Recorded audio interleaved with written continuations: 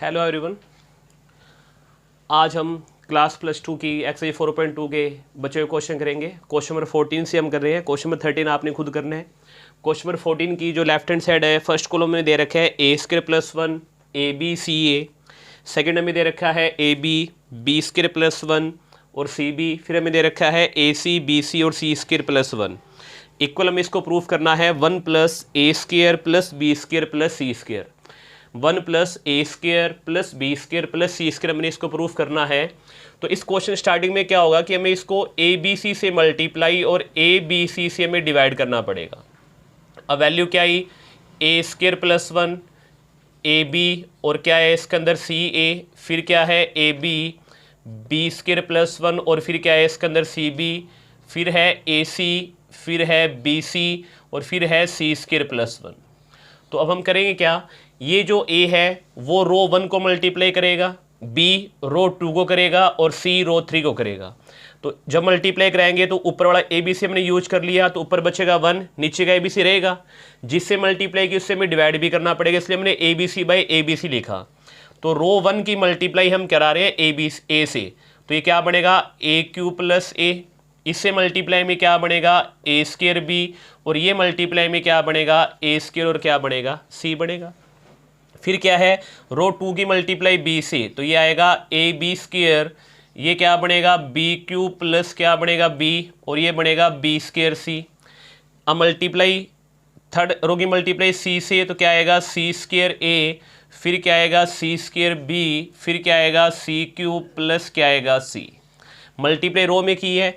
अब हम क्या लिखेंगे इसके अंदर कि taking A B and C common from C1 C2 and C3, कि C1 में से A कॉमन निकाला, C2 में से B निकाला और C3 में से हमने क्या निकाला C कॉमन निकाला। मल्टीप्लाई कैसे की थी, A की मल्टीप्लाई फर्स्ट रो से, B की सेकंड रो से और C की थर्ड रो से। कॉमन कैसे निकाल रहे हैं, फर्स्ट कॉलम में से A, सेकंड में से B और थर्ड में से क्या निकाल रहे हैं हम यहाँ पे C कॉमन निकाल रहे हैं।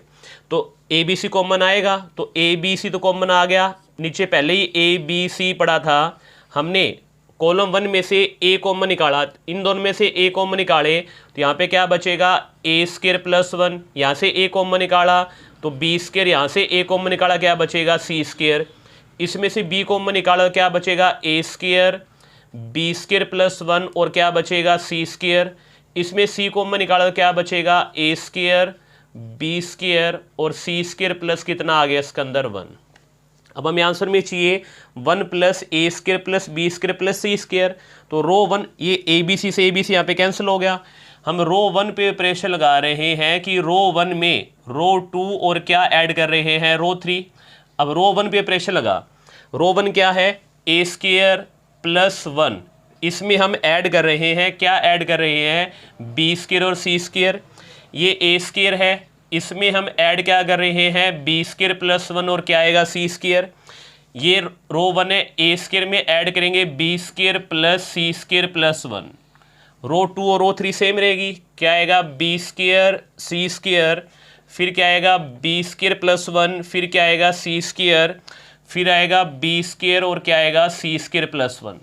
ये कॉमन आ रहा है सभी के अंदर।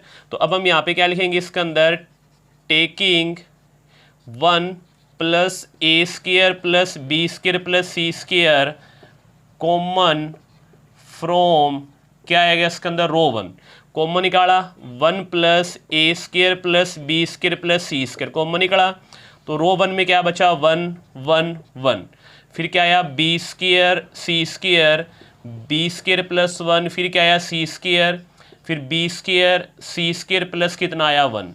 अब ये 1 1 कहाँ पे है रो में, हम लगाएंगे कॉलम के ऑपरेशन। कॉलम 2 पे ऑपरेशन लगाया कि कॉलम 2 में से कॉलम 1 माइनस, कॉलम 3 पे ऑपरेशन लगाया कि कॉलम 3 में से कॉलम 1 माइनस। तो वैल्यू आएगी 1 + A² + B² + C²। कॉलम 1 आपका सेम चल रहा है, 1 B² और C² रहेगा, 1 - 1 0, 1 + B² में से B² माइनस किया तो 1 बचेगा, C² - C² 0, 1 - 1 0, B² - B² 0, C² + 1 में C² माइनस के कितना बचेगा 1।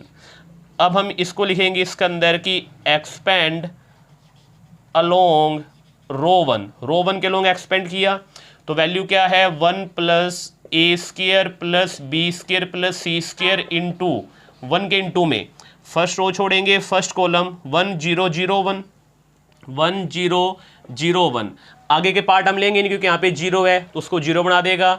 तो वैल्यू क्या आ गई 1 plus A square plus B square plus C square into 1 minus 0, ये सारा 1 बनेगा तो वैल्यू आएगी 1 plus A square plus B square plus C square, जो कि इसके बराबर आ गया, इसकी राइट हैंड साइड के बराबर। ये हमें यहाँ पे प्रूफ करना था इसके अंदर। नेक्स्ट हम बात करते हैं क्वेश्चन नंबर 15 की।